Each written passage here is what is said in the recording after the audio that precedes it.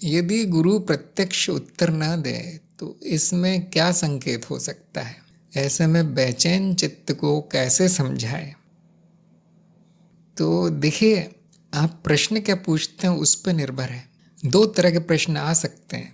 एक तो पूरी तरह अज्ञान है, कार्यक्रम हो गया, सब हो गया, परीक्षा हो गई, अभी भी अज्ञान ही है।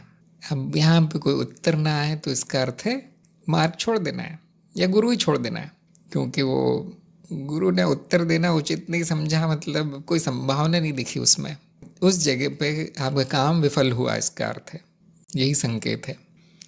और अगर प्रश्न ना हो, केवल वो कुछ बता रहा है या अपने भाव प्रकट कर रहा है या कुछ व्यवहारिक और निजी समस्याएं पूछ रहा है, ऐसे में भी गुरु कोई उत्तर नहीं देता, क्योंकि गुरु का काम हो गया है। गुरु का काम था ज्ञान बताना, ये अज्ञान है तुम्हारा, बाकी सब शिष्य का काम है खत्म करना ना करना, प्रश्न पूछना ना पूछना, वो सब उनकी इच्छा है। देखिए, तो आपको अपनी स्थिति खुद जाननी चाहिए। अगर आपको ज्ञान हो गया है तो प्रश्न क्यों पूछेंगे आप?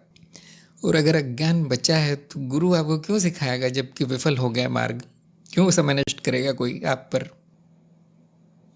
और अगर ज्ञान हो गया है, सब हो गया है, कोई प्रश्न नहीं है, इधर उधर की सुख दुख की बातें, गुरु के पास समय नहीं होता ऐसा ये सब सुनने का, न कोई उत्तर होता है, सब कुछ ठीक है ये मानकर छोड़ दिया जाता है।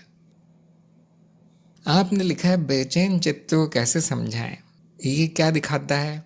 बेचैनी या अशांति हम कहेंगे हिंदी में। चित्त की अशांति क्या दिखाती है? साक्षी भाव नहीं है। क्यों नहीं है साक्षी भाव? ज्ञान नहीं है, या फिर उस ज्ञान का महत्व नहीं समझा गया। साक्षी भाव की साधना का महत्व, उसको महत्व नहीं दिया गया, ये बेकार है, कह के छोड़ दिया गया, इसलिए अब अशांति आ गई है। गुरु सब देख लेता है बैठे बैठे, कौन महत्व दे रहा है ज्ञान को, कौन साधना को महत्व दे रहा है, कौन शब्दों को महत्व दे रहा है, गुरु को सब दिख जाता है। अशांति है क्या दिखाता है? ज्ञान हुआ नहीं। देखिए, बड़ा सरल है, मैं गुरु के दृष्टिकोण से बता रहा हूँ, क्योंकि जिसको ज्ञान हो गया वो कभी नहीं बोलेगा कि मैं अशांत हूँ, वो नरक में भी बोलेगा आनंद है, शांति है आपको किसी ने उत्तर नहीं दिया होगा शायद, क्योंकि समय नहीं होता, कभी कभी कभी प्रश्न ही बुरा ऐसा अजीब सा होता है, कभी प्रश्न नहीं होता, कुछ निजी मामला होता है तो कोई उत्तर नहीं आता। तो इतनी सी बात से अगर आपका चित्त शांत हो गया, मतलब या तो ज्ञान नहीं हुआ, या तो ज्ञान स्थायी नहीं हुआ, साक्षी भाव तो शून्य है, दिख रहा है, सामने दिख रहा है कि साक्षी भाव शून्य है आपका। या मन में डर है कि ऐसा ना हो कि गुरु मुझे छोड़ दे, ये क्या है? आसक्ति है। डर क्या दिखाता है? किसी प्रकार की आसक्ति दिखाता है, ये न छूट जाए, वो न चला जाए, मेरा नुकसान न हो जाए। और डर अज्ञान के कारण है। अज्ञान क्या है यहाँ पे? कि गुरु अलग है, मैं अलग हूँ, गुरु छूट सकता है, गुरु छूट सकता है, ये अज्ञान आ गया है कहीं से, सुन लिया होगा आपने कहीं से। गुरु और शिष्य एक है तो कैसे छूटेगा? गुरु खुद सिखा रहा है कि देखिए, शिष्य और गुरु एक होते हैं, सबका तत्व एक है, भले ही वो अज्ञानी है, उसका भी तत्व वही है जो गुरु का है। देखिए, अब डर क्यों आना चाहिए? मतलब अभी भी यही सोच रखा है कि मैं अलग हूँ, गुरु अलग है। जो स्वयं को मनो शरीर मानता है वो गुरु को भी मनो शरीर मानता है और फिर डरता है। देखिए, कहीं आपने स्वयं को मनो शरीर तो नहीं मान लिया? सारा कार्यक्रम वारिक्रम होने के बाद भी माया ने आकर पूरा पानी तो नहीं फेर दिया आपके ज्ञान पे कि माया ऐसा करती है? माया परीक्षा लेती है। हमारी परीक्षा तो बहुत छोटी है 10 में से 5 उत्तर दे दो, वो भी सब आपके कार्यक्रम में जो लिखा है बस सटीक उत्तर मैं चाहता हूँ।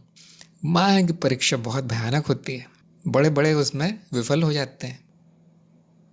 आपने 2 वाक्य लिखे हैं बस प्रश्न में, लेकिन वो पूरा कच्चा चिट्ठा खोल रहे हैं, आपका मनोस्थिति दिखा रहे हैं, क्या किया है आपने अभी तक, सब साफ है देखो।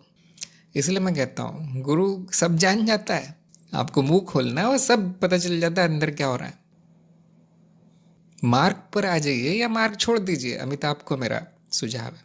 या तो मार्ग पर वापस आ जाइए, ज्ञान मार्ग क्या होता है जानिए, उसमें शिक्षा क्या दी गई है, उसमें क्या सत्य है, मैं क्या हूँ, गुरु क्या है, कौन सा प्रश्न जरूरी है पूछना आप गुरु से। सारा ज्ञान होने के बाद ये सब जानिए पहले, इसे हम कहेंगे मार्ग पे आ गए। अगर ये सब नहीं अच्छा लग रहा है मुझे तो गुरु ही चाहिए, बेचैन हूँ मैं।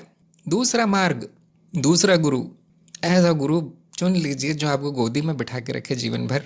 शायद वो मनुष्य शरीर उसी के लिए उपयुक्त हो, ऐसे मार्ग के लिए उपयुक्त हो फिर, जहाँ पे गुरु बच्चों की तरह जीवन भर हाथ पकड़ के चलाता है। ज्ञान मार्ग ऐसा नहीं है। आत्मज्ञान के बाद गुरु गुरु नहीं रहता, शिष्य शिष्य नहीं रहता, सब ब्रह्म है। गुरु बोल के चला जाता है। आपको क्या चाहिए? आप प्रश्न पूछ भी लेंगे, उत्तर आ भी जाएगा, बहुत कड़वा होगा, इस बात की गारंटी है। हर उत्तर कड़वा होगा। उत्तर का क्या अर्थ है? वो किसी चीज़ का इलाज कर रहा है। अज्ञान रोग है, उत्तर उसका इलाज है। तो इलाज जो दवाई होती है वो कड़वी होती है। कोई गुरु बैठ के मीठी मीठी बातें नहीं करेगा, वो गुरु नहीं है फिर।